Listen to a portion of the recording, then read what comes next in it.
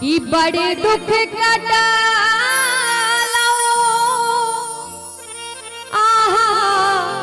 के संग में यो बड़े दुख कटा आहा के संग में यो आहा के संग में नैहर चल जाब हम हो योदानी नैहर चल जाब हम हो योदानी नैहर चल जाब बड़े दुख कटलाओ आहा के संग में बड़े दुख कटलाओ आहा के संग में आहा के संग में नैहर चल जाब हम हो योदानी नैहर चल जाब हम हो योदानी नैहर चल जाब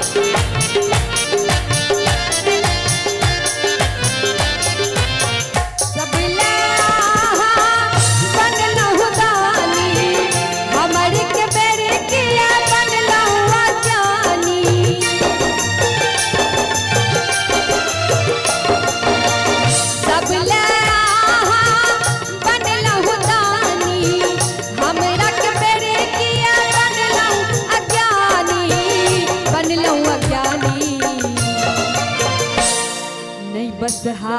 चरैब हम हो योदानी नहीं बसहा चरैब हम हो योदानी नैहर चल जाब हम हो योदानी नैहर चल जाब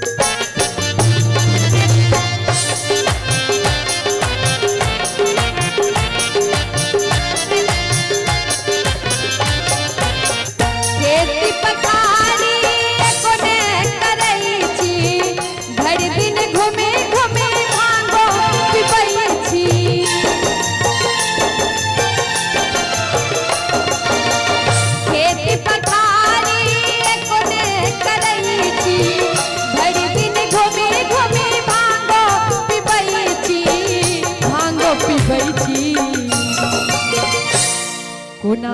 दिवस गमैब हम हो योदानी कोना दिवस गमैब हम हो योदानी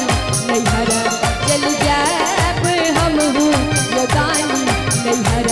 चल जाब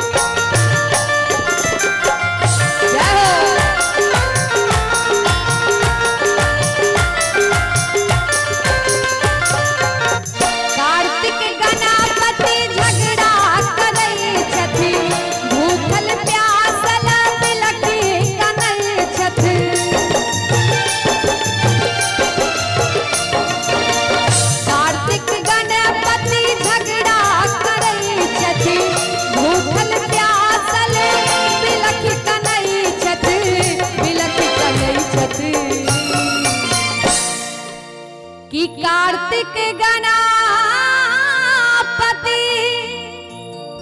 झगड़ा करे छथ और भूखल प्यासला